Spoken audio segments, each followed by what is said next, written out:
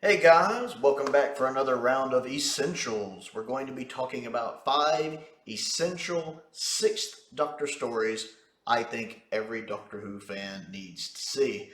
Now, the Sixth Doctor's era is short, with only 2 full seasons, and of course the Twin Dilemma from the end of season 21. He only has 11 stories. So it's not as hard to pick through them. But at the same time, the Sixth Doctor's era gets a really bad reputation, more so than it deserves. And he actually does have some really good stories in his run. And I wanted to highlight some of those that I think every Doctor Who fan really does need to see. Starting with Attack of the Cybermen, which is the Sixth Doctor's second adventure. I enjoyed this one.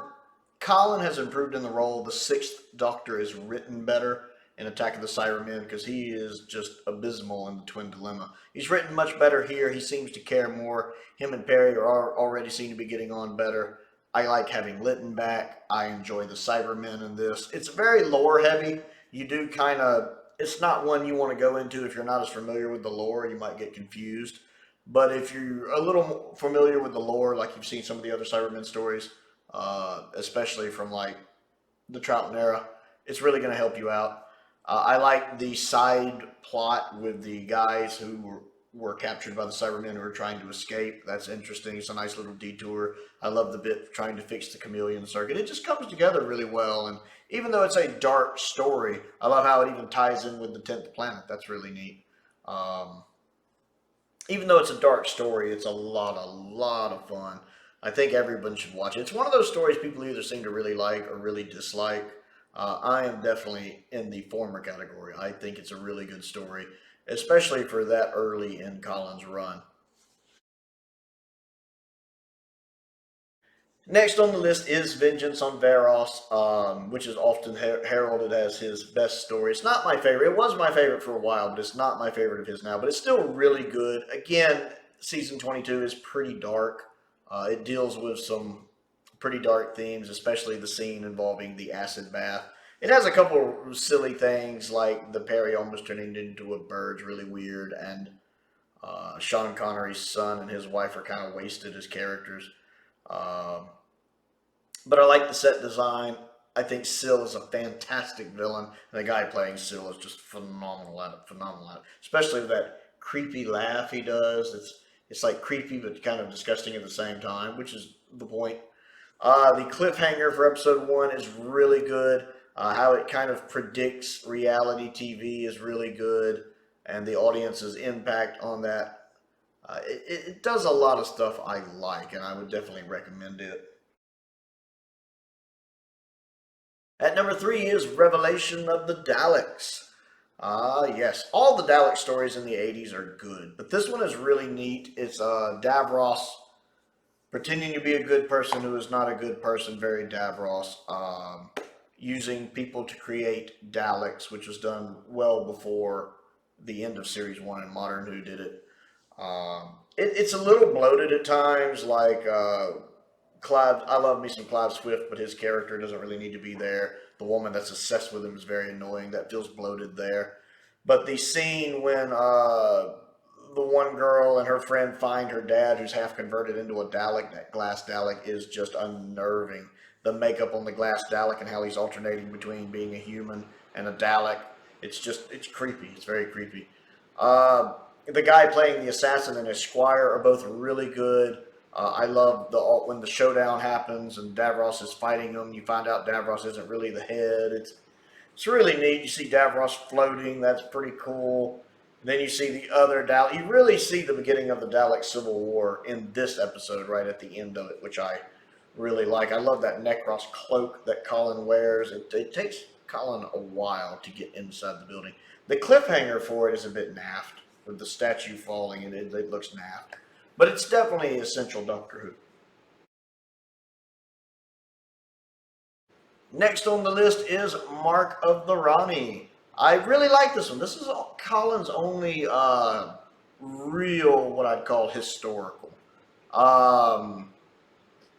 And it's really good. Kato Mara is really good as the Ronnie. I like her as the Ronnie a lot.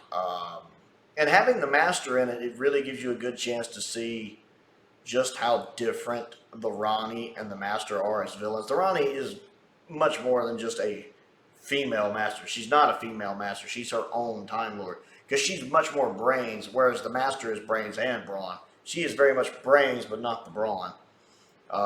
It's nice to see just how different they are and how different their mind works. Because even though they're both brains, their brains work in different ways. Colin's putting in a good performance. I really enjoyed the incidental music. I'm not familiar with all the historical characters involved, but it's interesting that they are involved. The bit with the trees, a little naff, but at the end of the day, I enjoyed the location work, and I very much enjoyed it. I've only watched it the one time, but I very much enjoyed it. And then last on the list is the Two Doctors. Now, the Two Doctors, you could argue, is a little long at 3 parts, 45-minute parts. But you have Troughton back, and Troughton's great in it. You have Jamie back, and I absolutely love how well Six and Jamie get on, because Six and Jamie get on well. How well Six, Jamie, and Perry as a duo get on. Jacqueline Pierce is great in this. The one thing that really kills me is the guy playing the bug catcher, who has like the 37-minute death scene. At least I think it's that long. It feels that long. When I'm just sitting, he's obviously he's dying, and I'm sitting here like, when? That's really the biggest complaint. You could have cut his death scene out, and you would have had a 2-parter instead of a 3-parter.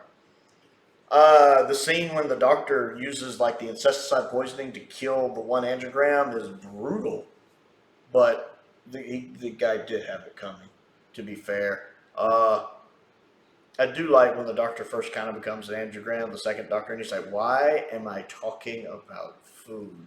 The way Troughton does that line's hilarious. I love the fact that the first few minutes of the story feel like a mini second Doctor story with the Doctor and Jamie, how it starts in black and white, and those first few minutes, it's just them together. I enjoy that. It's like a little mini second Doctor adventure.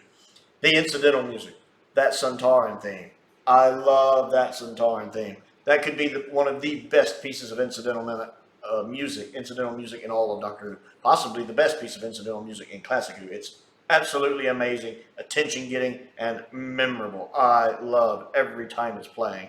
These might not be the best Centaurans the show ever had, but it's the best Centauran music the show has ever had. It's a lot of fun. It's a lot of fun. It wraps up pretty well, too. So, yeah, The Two Doctors is a great multi-Doctor story. It's not the best one, but it's a great one. So that's just kind of my list of 5 essential 6 Doctor stories I think every Doctor Who fan should see. Yes, they're all from season 22. I consider season 23, the Trial of a Time Lord season, to be the weakest season of Classic Who. And keeping in mind, I like 3 out of those 4 stories. I do. I think they're good.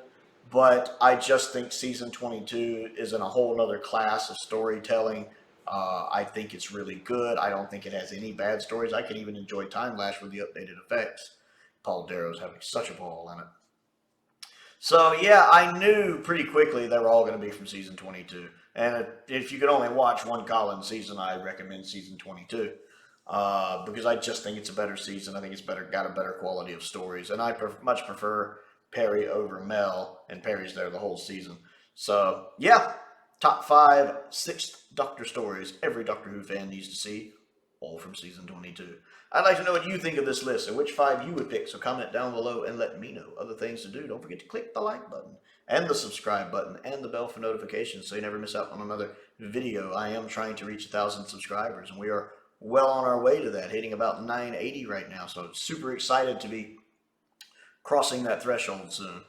I also have a Patreon if you would like to support me on that. Just crossed double digits in patrons for the first time recently, which is very exciting. A very special thank you to all 10 of my patrons. It makes a difference. I want to give a shout out to some of my top tier ones, Stephen Crane, Colin Coney, and Finn Perkins. I appreciate their support, as I do the support of all of you. It really is appreciated. I also have a P.O. box if there's anything you would like to send me to look at and review, and a link to my Amazon wish list is down there as well. Most importantly, though, thank you for watching. Excuse me. Attack of the Cybermen. The 6th Doctor's second adventure